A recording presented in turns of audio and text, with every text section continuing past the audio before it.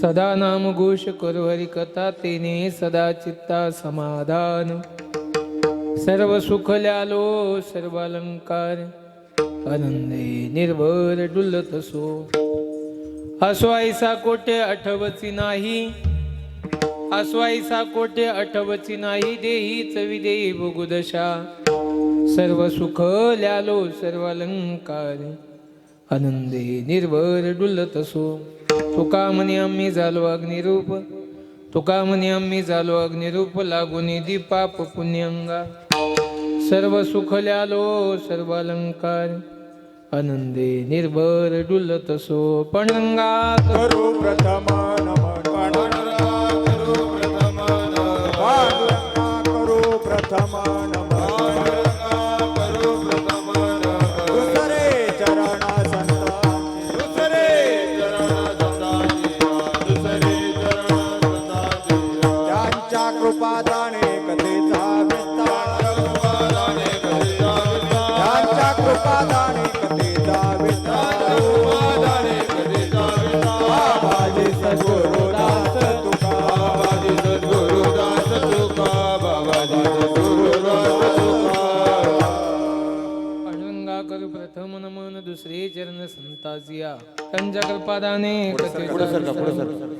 बाबाजी सद्गुरुदास तुका ओम नमो ज्ञानेश्वरा करुणा दयाळा तुमचा अनुग्रह लादलो पावन झालो चराचरी नमो सद्गुरु तुका या ज्ञान दीपा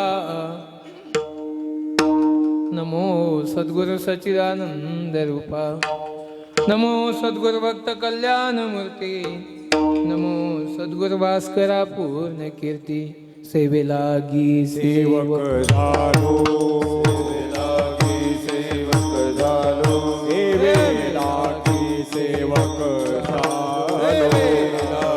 सेवक झालो तुमच्या लागलो निज चरणा तुमच्या लागलो निज चरणा तुमच्या लागलो निज चरणा तुमच्या लागलो निज चरणा तुमच्या लागलो निज चरणा तुमच्या लागलो निज चरणा सेवेला सेवक झालो तुमच्या लागलो निज चरणा तुमच्या लागलो निज चरणा सेवेला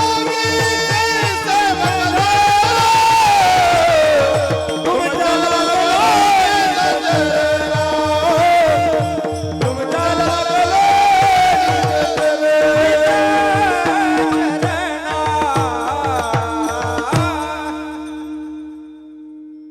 सेवेला गी सेवक झालो तुमच्या लागलो निज चरणा अहो स्वामी तुकया देवा यावरी न करावा वेर मस्तक हे पायावरी या वारकरी संताच्या जय गावी केला वास त्यासी नसावे उदास निवृत्तीनाथाचे चरण निवृत्तीनाथाचे चरणी निवृत्तीनाथाचे निवृत्तीनाथाचे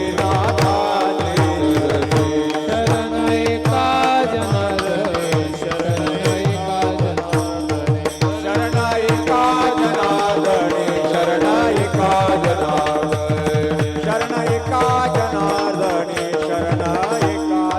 जनार्दने निवृत्तीनाथाचे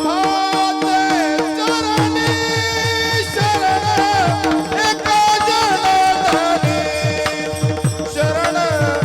जनार्दने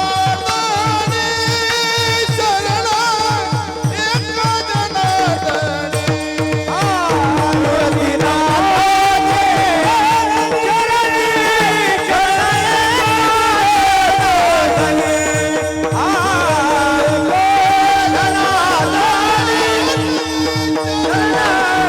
एका जनार्दने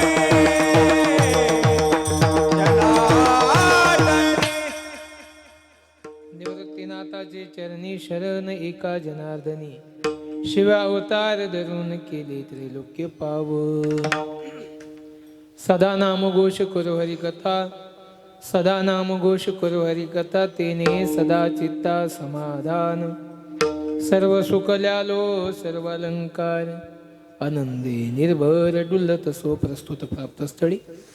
कीर्तनरूपी सेवेसाठी निवडलेला अभंग देऊचे महान भगवत भक्त, वैराग्याचे मूर्तिमंत पुतळे जिजाऊ रमण कानुबा प्रिय बंधू असणारे, ज्यांनी या भूतलावरती येऊन एक अजर अमर ख्याती केली, जे जात असताना आपला नरदेह घेऊन वैकुंठाला गेले, ज्यांनी सदेह वैकुंठ गमन केलं, अशा जगद्गुरु तुकोबरायांचा 4 चरणाचा नामपळ प्रकरणातील अभंगाच्या सेवेसाठी निवडला आहे. विठ्ठल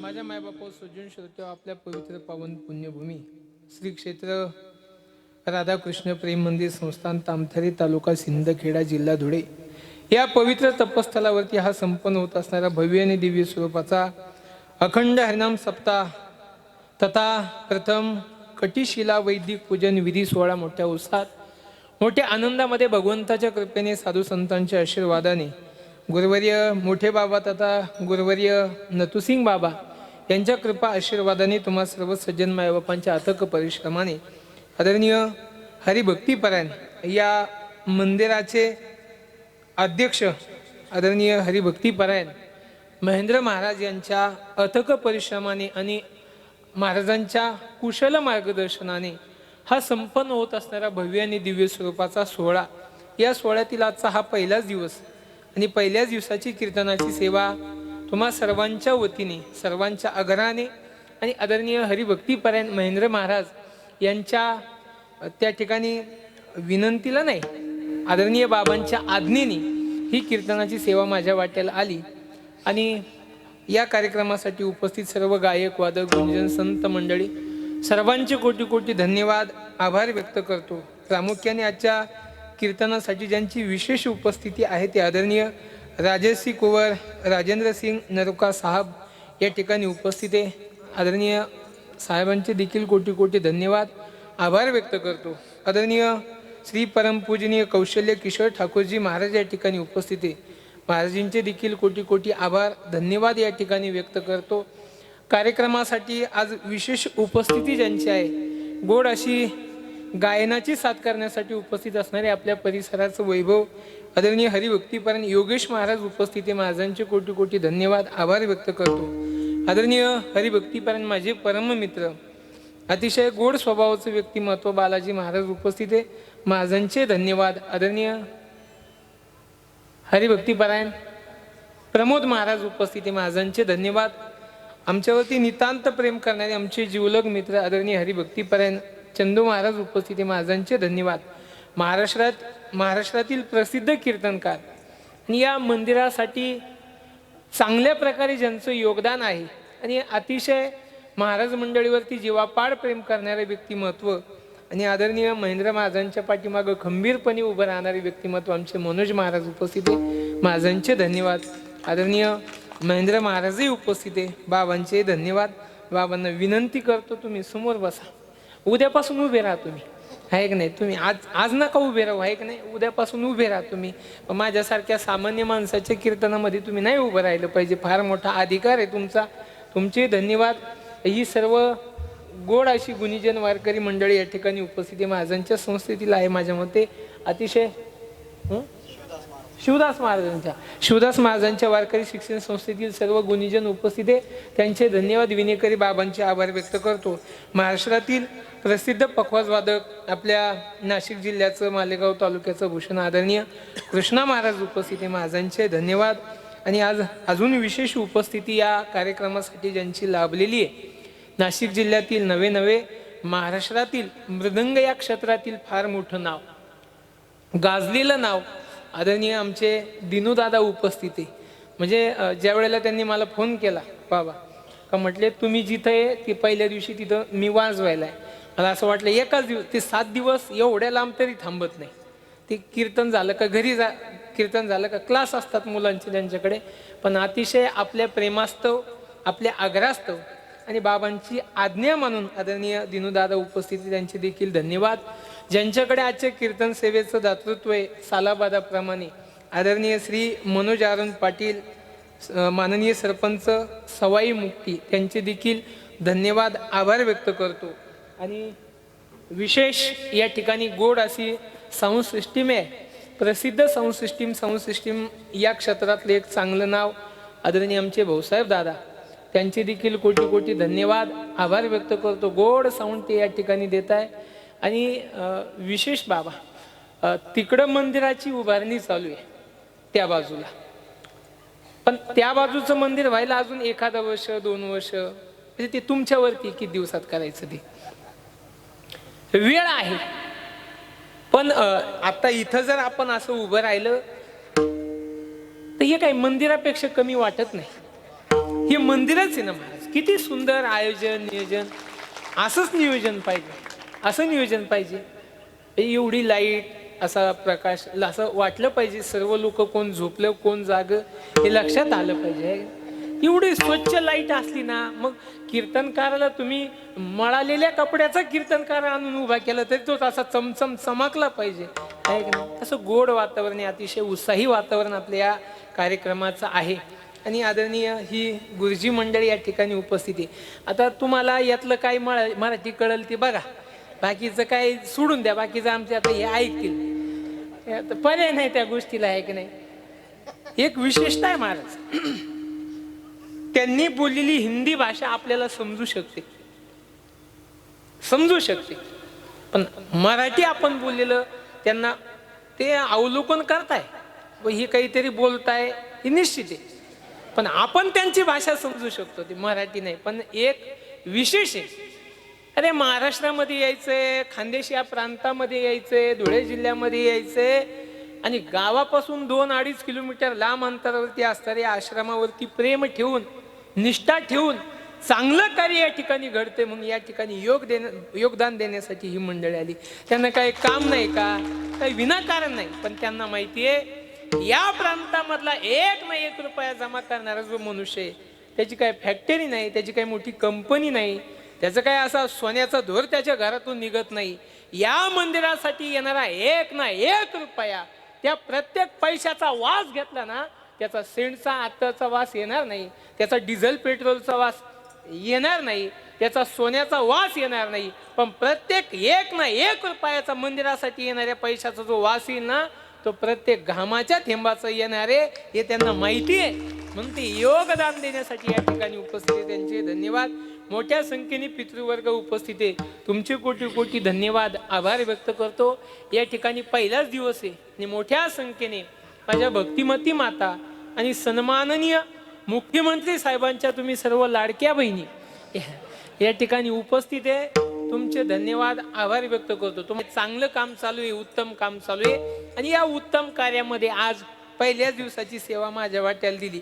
मागच्या वर्षी 2रा दिवस होता, नाही दुसरा आणि तिसरा असे 2 दिवस होते माझ्या वाट्याला. 3ऱ्या दिवसाचे बाबा आले नाही म्हणून मला पुन्हा बोलवलं होतं. काय सांगू आता, संताची पायी हा माझा विश्वास. हा 2ऱ्या दिवशी अभंग होता आणि 3ऱ्या दिवशी बळीयाचे अंकित हा अभंग होता. आणि आजचा मी लक्षात ठेवतो महाराज, ते का आपल्या एका दिवसाचं आहे. कायम धंद्यात उतरणाऱ्या माणसाला कुठं काय मालिकला लक्षात ठेवावा लागतो. पुन्हा तोच माल त्या गावात नेता येत नाही महाराज, आहे का नाही? द्या लक्ष. तुम्ही आपले माणसं आहे म्हणून एवढं मोकळं बोलायला लागलो, नाही तर बोलत नाही मोकळं महाराज एवढं मी. बघा, पहिलाच दिवस आहे आणि नामपळ प्रकरणातला अभंग सेवेसाठी निवडलेला आहे. नामाला फार महत्व आहे आणि पहिल्याच दिवसाची सेवा बाबांनी माझ्या वाट्याला मागच्या वर्षी अंदाज घेऊन बरोबर दिली. बघा महाराज, पहिला दिवस ही जबाबदारी माझ्यावरती दिली. आता लय अपेक्षा नाही करायच्या, तेवढ्याच अपेक्षा करायच्या आहे तुम्ही आणि शांत चित्ताने श्रवण करायचंय. पहिला दिवस म्हटलं की नामाला फार महत्व आहे. हे जग चाललंय ना, हे जग, हा जो गुरुजी कलियुग जे टिकून आहे ना, फक्त नामाच्या आधाराने टिकून आहे. कलियुग केवल नाम आधार, सुमिरे सुमिरे नर उतरही पारा, है का नाही? हा कलियुग ज्या जगूने लोक टिकूने व्यवस्थित राहत आहे, हे फक्त नामचिन्ह. ज्या दिवशी देवाचं भजन बंद होईल त्या दिवशी सूर्य उगवणार नाही आणि चंद्र बघायला आपण शिल्लक राहणार नाही. हे सर्व काही चाललंय त्या देवाच्या भजनाने. आपला भ्रम आहे, मी करतो, मला वाटतं हे मी करतो. बाबांना विचारा मंदिर कोण करतं, त्यांनी म्हटलं पाहिजे मंदिर मी करतो. ते म्हणता ठाकूरजी सर्व काही करून घेता. आणि हे काम त्याचेच होतं. आपलं घर होई नाही आहे की घर कितीच आहे आपलं? काहीच 2.5 लाखाचं आहे, काहीच 5 लाखाचं आहे. लईच गरीब असला एखादा तर 25, 30, 50, 1 लाखाचं त्याचं राहतं महाराज. गरीबाची काम हलकी नसतात. अहो एवढं सगळं काही करायचं हे करणारे आपण कुणी नसतो, हे सगळं करणारे देव. हे करणार मला सांगा, या मंदिरासाठी 1 ना 1 रुपया जमा करण्याची जरी क्षमता आपण ठेवत असू, पण या ठिकाणी जाऊन तुम्ही दान करा, ही बुद्धी देणारा देव. बुद्धी दे.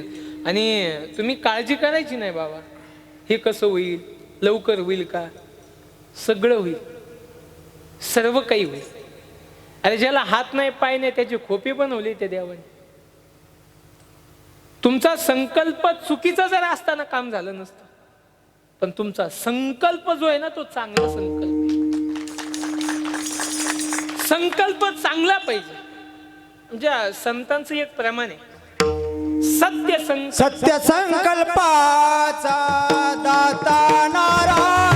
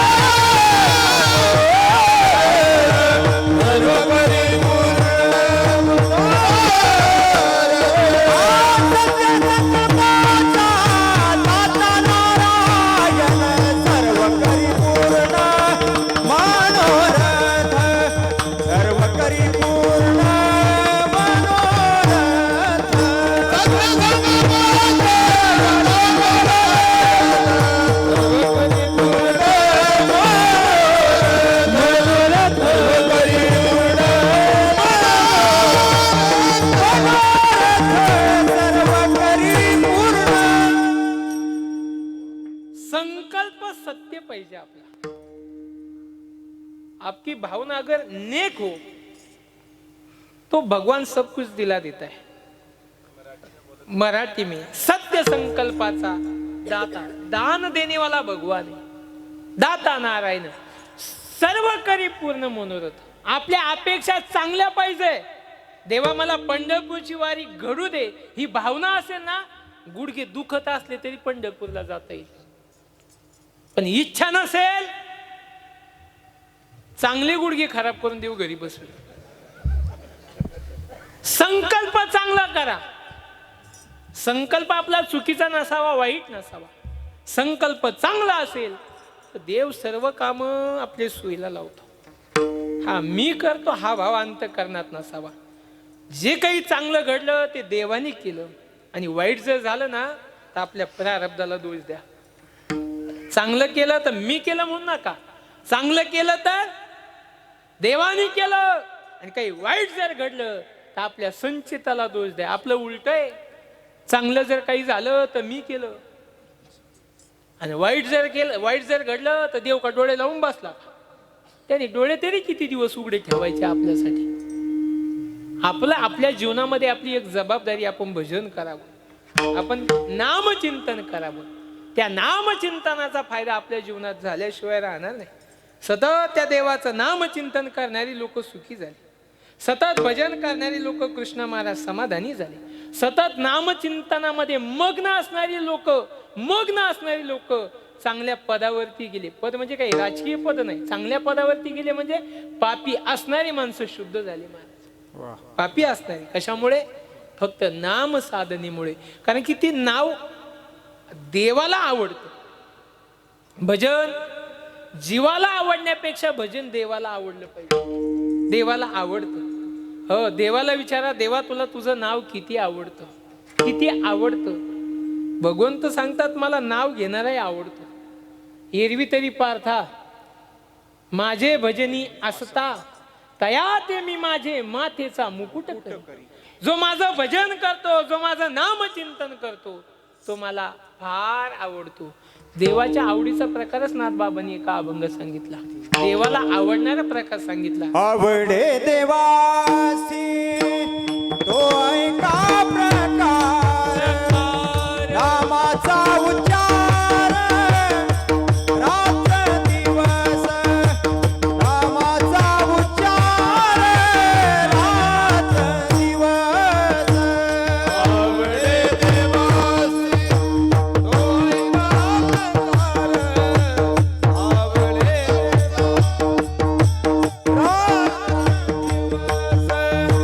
नामाचा उच्चार आवडे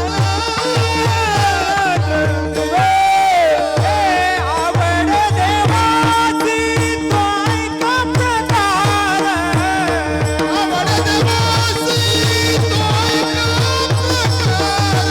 आवडे देवासी तो ऐका प्रकार, नामाचा उच्चार रात्र दिवस, नामाचा उच्चार रात्र दिवस. आवडे देवासी तो ऐका प्रकार, नामाचा उच्चार दिवस, नामाचा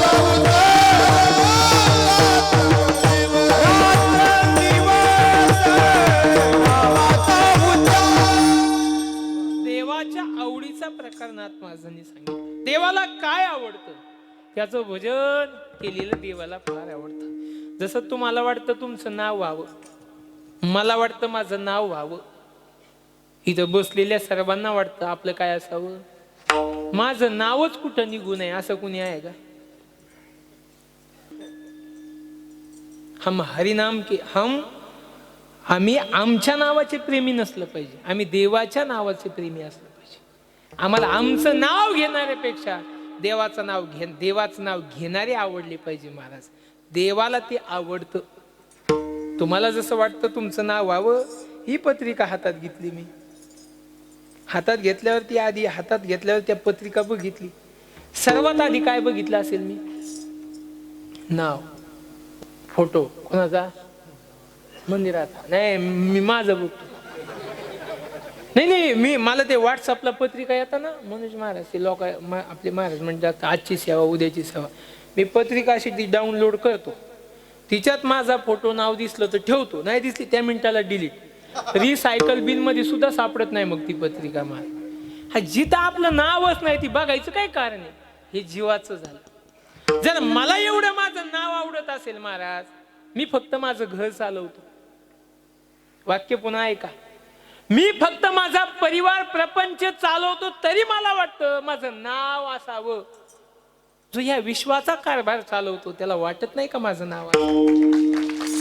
या जगाचा कारभार बघतोय तो, देखवी ऐकवी एक नारायण, आणि त्याच्या सत्तेशिवाय झाडाचं पान हलत नाही. वृक्षाचे हे पान हाल त्याची सत्ता राहिली अनंता, मग कोठे राहिली अनंता, मग कोठे.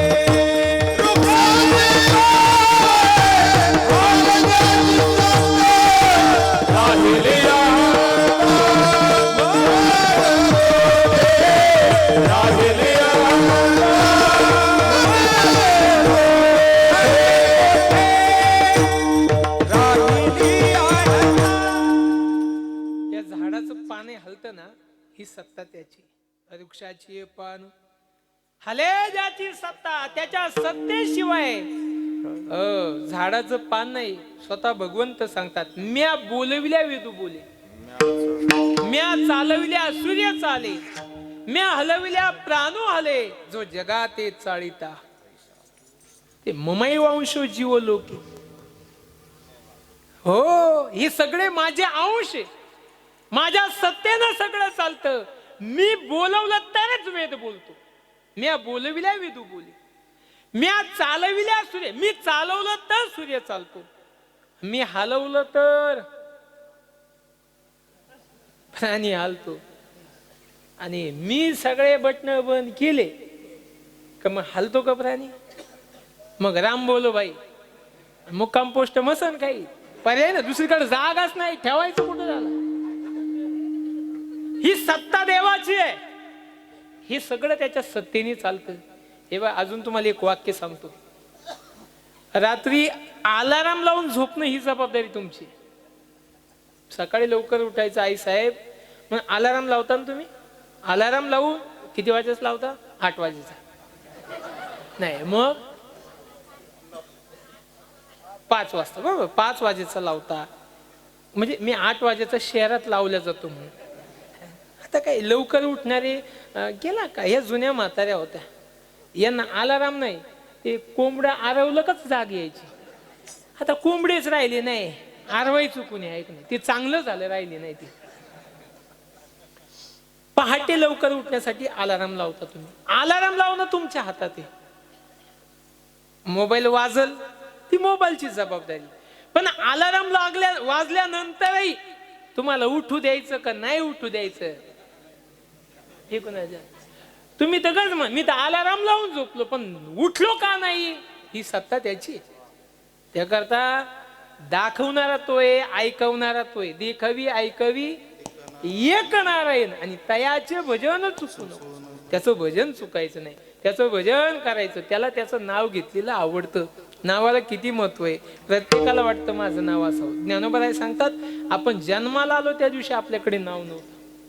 उपजली या बालकाशी नाव नयत पाशी, आणि ठेविली नावासी ओ देत उठी. जन्माला आल्या आल्या कुणा कुणाकडे नाव होतं वरती बोट करा, नव्हतं. आपलं नाव कोणी ठेवलं? नाव कोणी ठेवले? आपल्या घरातले, म्हणजे काय आत्याने ठेवले, कोणी मामाने ठेवले, घरातल्याने नाव ठेवले. आपले ठेवले का नाही? नाव चांगले ठेवले, चांगले नाव ठेवले. महाराज नाव ठेवले आपले, कोणी आपल्या घरातल्यानी. जसं आपलं नाव ठेवलंय त्या नावाप्रमाणे आपण जगलं पाहिजे. माझं नाव काय? नावाप्रमाणे माणसाने जगावं. आपल्या घरातले आपलं नाव ठेवता. माझं नाव परमेश्वर ठेवलेलं आहे. आता मी जन्माला आलो 12व्या दिवशी माहिती होतं का माझ्या आईला वडिलांना हे पुढे कीर्तनात उतरेल म्हणून, कीर्तन करेल म्हणून, गावोगाव जाईल, भजन करेल, हे माहिती होतं का? नव्हतं माहिती. पण नाव ठेवल्याप्रमाणे मला तरी वाटतं मी वागतो योगेश महाराज. तुम्हाला वाटो नाही तर ना वाटो, कोणाला काय वाटतं याच्याकडे माझं लक्षच नाही. कोणाला काय वाटतं याच्याकडे लक्ष दिलं असतं तर अजून 5-10 किलो वजन माझं कमी झालं असतं. लोकांच्या बोलण्याप्रमाणे, सांगण्याप्रमाणे नाही जगू शकत. आपलं जगणं लोकायला चांगलं वाटावं यासाठी नाही जगायचं. आपलं वागणं देवाला चांगलं वाटलं पाहिजे, आपलं वागणं संतांना चांगलं वाटलं पाहिजे, आणि आपल्या वागण्याचा अभिमान आपल्या मायबापाला वाटला पाहिजे, असं वागायचं. लोकांच्या कुठं नाही. लोक जी नांदते तिलाही नांदू देत नाही, आणि जी नांदत नाही तिला सल्ले देतात. तुम्हाला पद्धत माहिती आहे का चांगली? जी नांदत नाही ना, जी नांदत नाही तिला लोक म्हणतात, बाई कष्ट करावं लागतात, सहन करावं लागतं, त्रास झाला तरी नांदावं लागतं. सल्ला चांगला आहे का नाही? त्या जी नांदती तिला सल्ला देते, एवढा त्रास आहे तरी तू कशी काय थांबली? लोकांच नाही लागायचं. लोक कुणालाच चांगलं म्हणत नाही. लोक पिणाऱ्याला चांगलं म्हणत असतील तर त्यांनी, म्हणजे लोक जर माळ करायला वाईट म्हणत असतील त्यांनी पिणाऱ्याच्या पाया पडाव्या, आणि पिणाऱ्याला वाईट म्हणत असतील तर माळ करायच्या पाया पडाव्या. लोक चांगलं कुणाला म्हणतात? ते म्हणतात माळ करायपेक्षा पिणारे बरी, मग जाय घरी घेऊ, कर पूजा, उलाळ फुलं, जमल का तुला? लोकांचे नाही. काय झालं, नवीन लग्न झालं, ऐका, लग्न झालं नवीन, मायबापाने सांगितलं पुरी नांदायला चालली. हे बघ, वारकरी परिवारातली आपण, खानदानी लोक आहे आपण. त्या आईनं सांगितलं पुरी तुझा बाप गावातले अर्धे भांडणं मिटवायला तुझा बाप जातो. अगं तुझ्या बापाने अनेक मुलींचे प्रपंच सोयीला लावले. हे बघ, इतकं चांगलं वाग, इतकं चांगलं वाग, तुझ्या सासरहून एकही तक्रार आली नाही पाहिजे. कोणी सांगितलं? आईने सांगितलं. महाराज आईचे वाक्य मुलीने ऐकले. चांगला सल्ला आईने दिला होता, सासू सासऱ्याला वाईट वाटणार नाही असं वागू नको. वाईट वाटलं नाही पाहिजे त्यांना, चांगलं वाटलं पाहिजे, नाव आमचं मोठं झालं पाहिजे, असं वागायची शिकवण दिली. कुणी? जुनी आई होती ती, चांगली शिकवण दिली होती तिने. नाही, नवीन आईचं काही म्हणणंच नाही माझं. मी बोललोच नाही ना पुढचं, काय पुढचं बोलायचं काय? मला जेवढे वाक्य योग्य वाटले तेवढे वापरले, थांबून घेतलं. पुढच्याला बोलायचं काय? मी सांगतो काय, चांगलं वाईट कोणाला म्हणायचंच नाही. मुलगी गेली महाराज नांदायला, आई बापाचे वाक्य कानामध्ये साठवून ठेवले होते. दुसरा दिवस उगवला, शेतामध्ये जायची वेळ झाली. त्या मुलीने डोक्यावरती पाटी घेतली. काय दुपारी लागणार सगळं बाबा, जे अन्न ते सर्व त्यात घेतलं.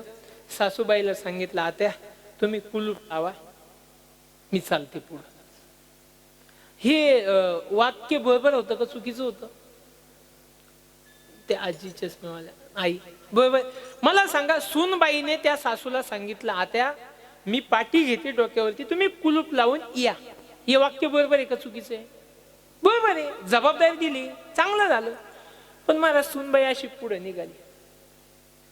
सासूबाई कुलूप लावून आली. आता गल्लीत बाया बसलेल्याच होत्या म्हाताऱ्या. CCTV दिवसभर काही काम नाही आपले, याचं घरी काय झालं त्याचे ते बघितलं महाराज. ते म्हणजे का ग, सून पुढं तू माग. मग ही सून ऐकतच होती. सून काय अंतर काय जास्त होतं का ग, सूनबाई पुढं तू माग. मग त्या तिने गप बसायचं. सासूने, बाई मी कुलूप लावून. ती सासू म्हणते, बाई शहाणी झाली, कालच आली पाय पुढं पुढं चालली, माग वळून पाहत नाही. वाईट वाटलं सुनाला, माझा निर्णय चुकला. आई बापाने सांगितलं होतं सासू सासऱ्याच्या मनाची विरोधात वागायच नाही. पोरगी दिवसभर जेवली नाही, हो करमलं नाही तिला. आई बापाच्या मनासारखी मी वागली नाही. दुसरा दिवस उगावला, पुन्हा तिने तयारी केली. ती पाटी भरून ठेवली. सांगितलं, आत्या तुम्ही पुढे चला, मी पाटी घेते, कुलूप लावून येते, चला पुढं तुम्ही. सासू गेली पुढं, त्या तिथंच बसलेल्या. त्या CCTVची जागा बदलत नाही ना हो, तिथंच बसलेले. म्हणजे का ग, आज सून माग तू पुढं, सून माग तू पुढं. मग सासूनी काय म्हणायला पाहिजे होतं, बाई बरं झालं ती आता कुलूप लावून यायला लागली, पाटी घेऊन. सासू म्हणे, मग मालकीन झाली मालकीन, चाव्या हातात घेतल्या, मला पुढं काढून दिलं आणि मागून यायला लागली. पुन्हा वाईट वाटलं त्या पोरीला, पुन्हा करमलं नाही तिला. आई बापाला फोन लावायची हिंमत होईना, नाराज केलं सासू सासरे. मग तिसरा दिवस उगवला दिंदा. आणि तिसरा दिवस उगवल्यानंतर सुनबाईने सांगितलं, आत्या आपण दोघी संगत जाऊ. पुढे गेलं तरी त्रास, मागं थांबलं तरी त्रास. मग काय करू आपण, दोघी बरोबर जाऊ. तुम्ही कुलूप लावा, मी पाटी घेते. कुलूप लावून चाबी पाटी डोक्यावरती घेतली. सासूनी उजवा पाय टाकला का सुनानी उजवा पाय टाकायचा, सासूनी डावा पाय टाकला का तिचा पायाकडेच लक्ष. बरं, 1 इंचही माग पुढं नाही. कारण ते रिप्लाय बघू शकता ना CCTV, पुन्हा माग घेऊ घेऊ घेऊ. ते काम लय परफेक्ट असतं महाराज. मग ते तसं चालत गेले दोघी बरोबर. पुन्हा त्यांनी थांबवलं. म्हणजे का ग, आज सासू सुना बरोबर. आज सासूनी काय म्हणाय पाहिजे होतं, चांगलं झालं म्हणाय पाहिजे. ती म्हणजे मग सवत आली सवत, मी निघाल्याशिवाय निघत नाही. खांद्याला खांदा लावून चालायला लागली. तिने का आत्महत्या करायची का त्या पोरीने? चांगलं म्हणायला शिकलं पाहिजे कुणाला. लोक चांगलं म्हणतील यासाठी जगू नका.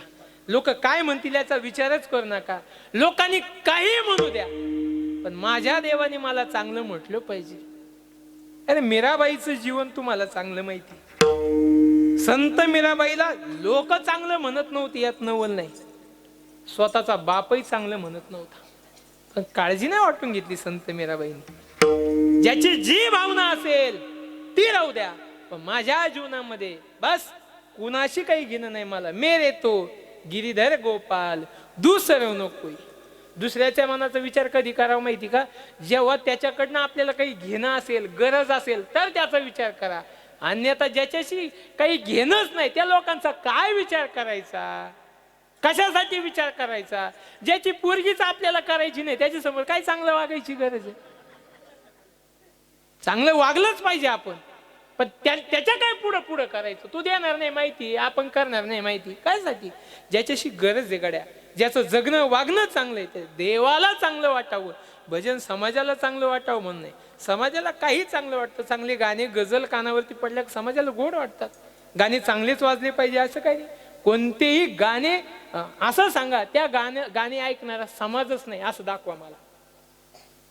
गाणं निघालं आणि ते कुणीच ऐकलं नाही असं गाणं आहे का? बस जाऊ द्या गाण्याला.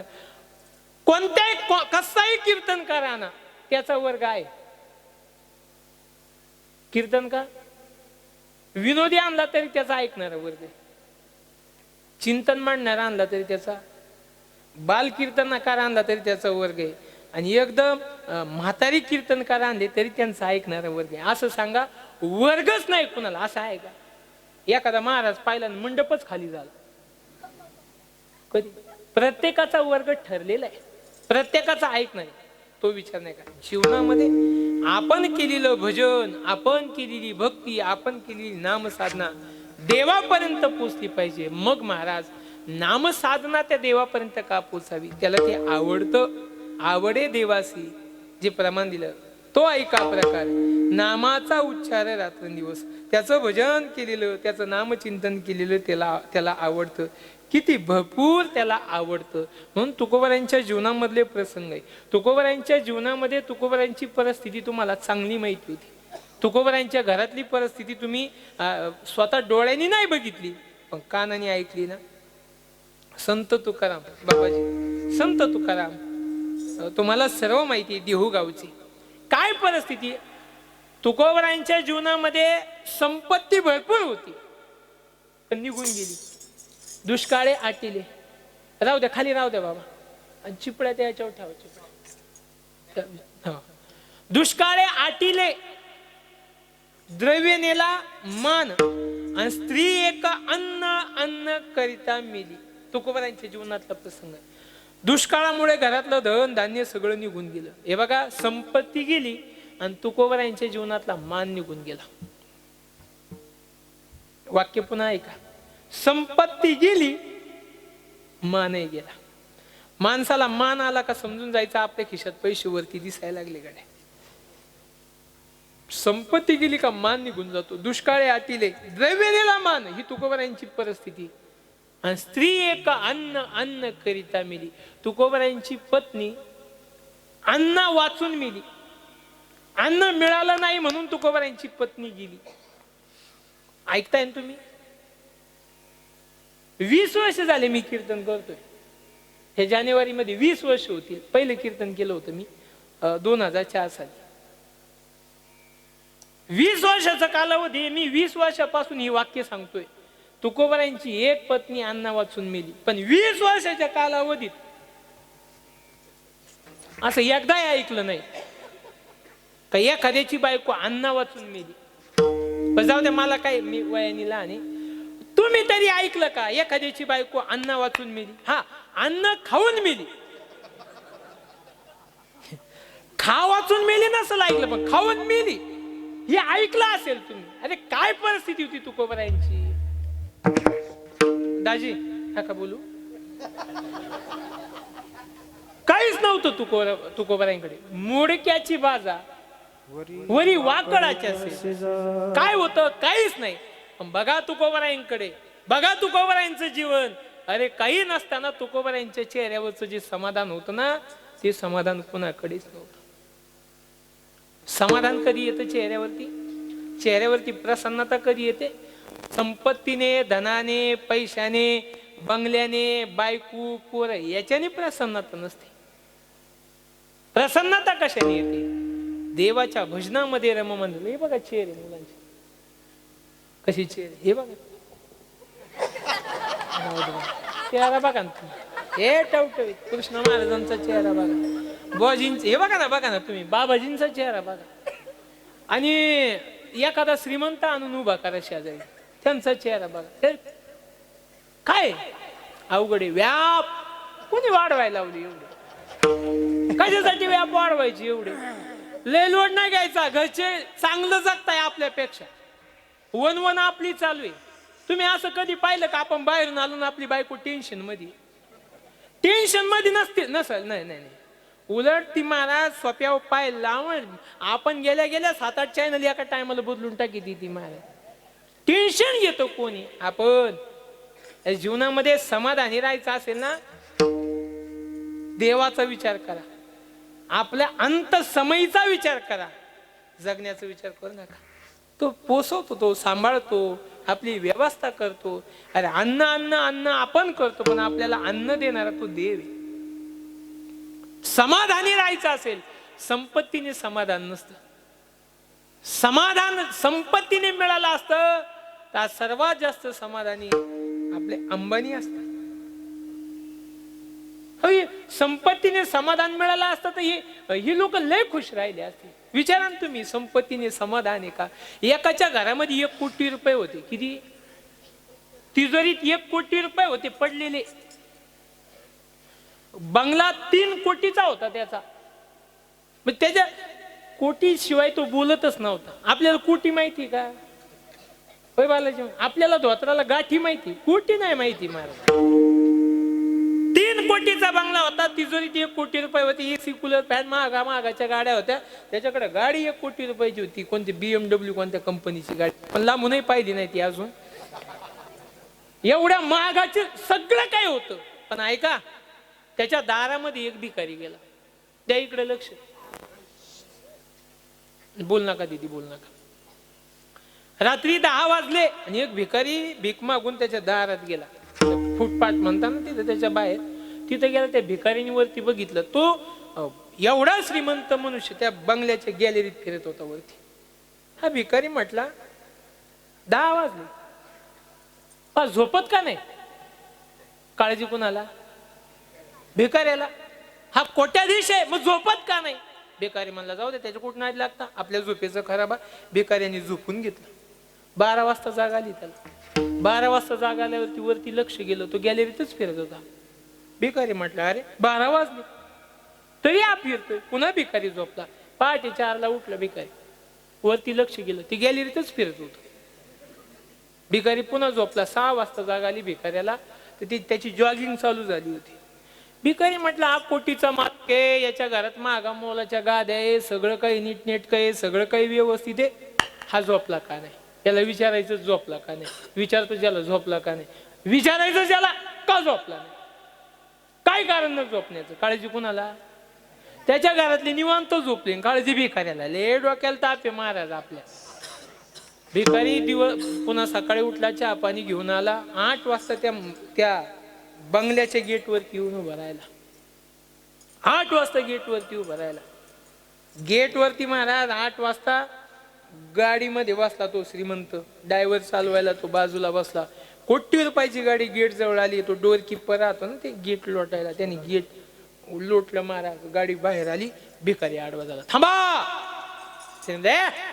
निघ बाजूला, थांबा, निघे, थांबा.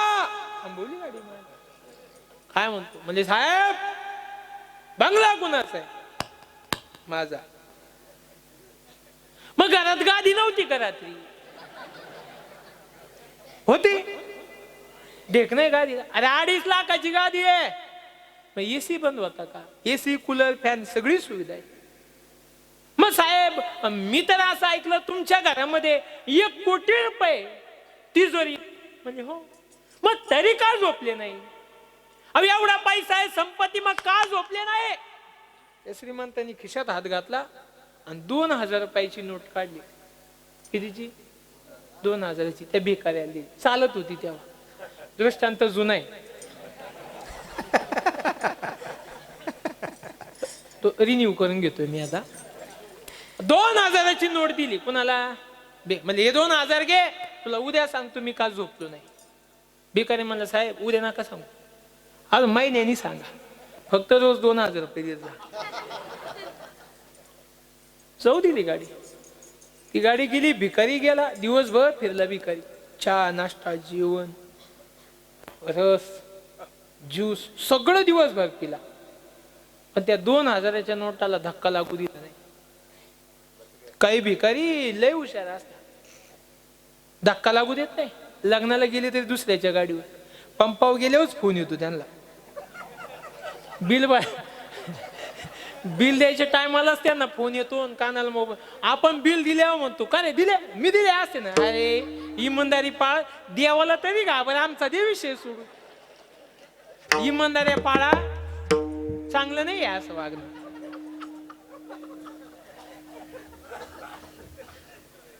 निदान काळजी घ्या, ज्याच्या गाडीत आलोय आपण त्या डिझेल पाण्याची व्यवस्था करा.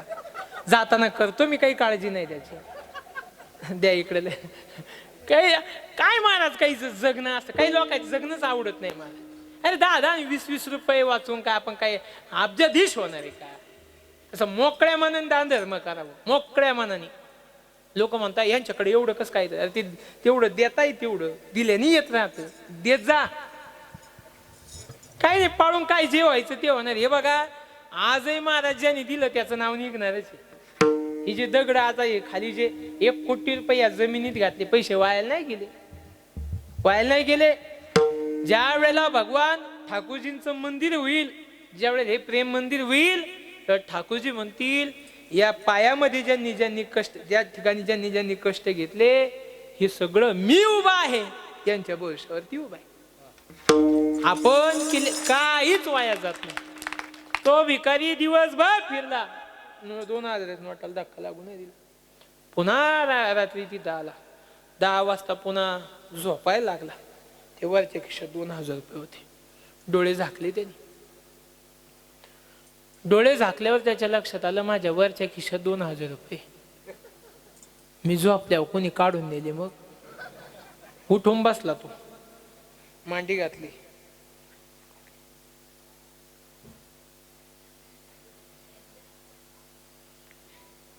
इकडच्या खिशात ठेवले. पुन्हा झोपला.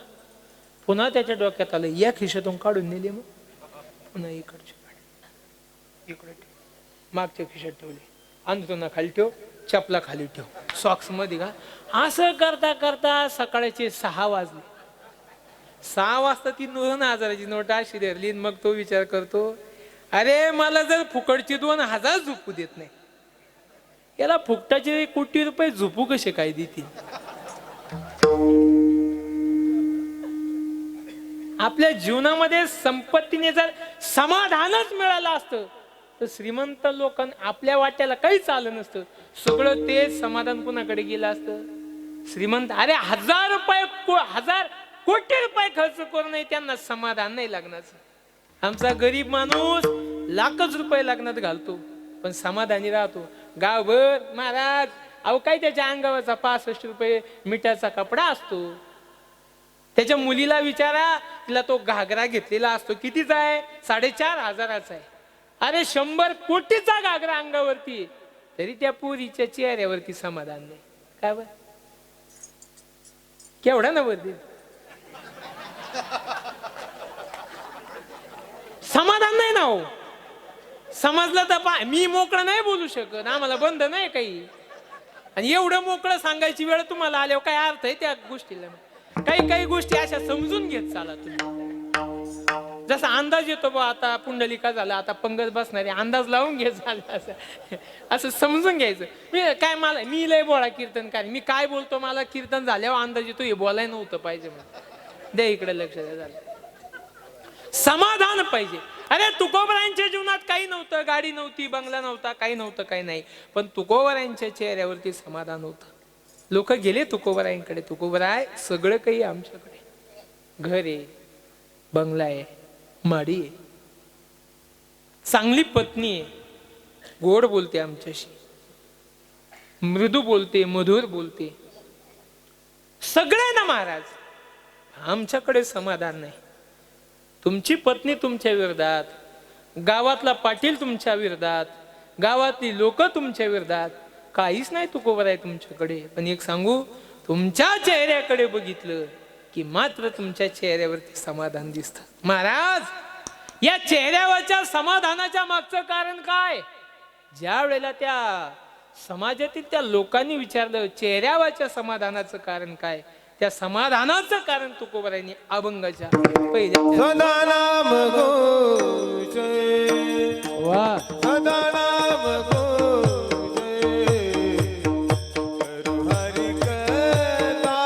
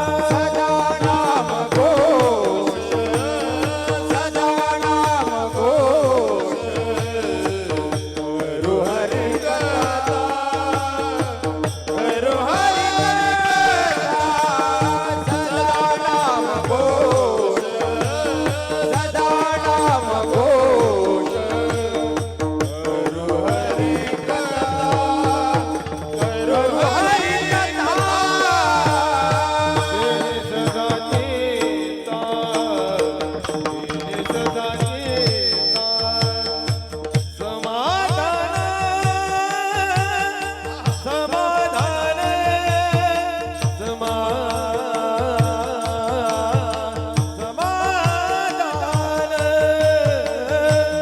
सर्व सुख जानो सर्व सुख जानो सर्व अलंकार सर्व अलंकार सर्व सुख जानो सर्व सुख जानो सर्व अलंकार सर्व अलंकार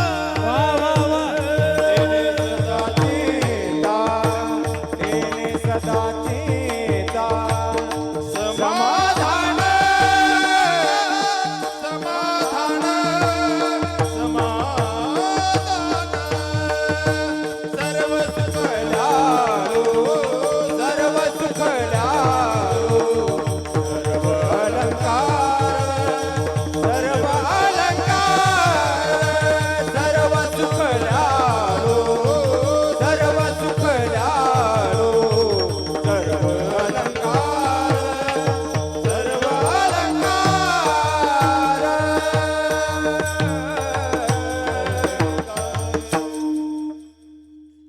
वा चंदुबा अतिशय गोड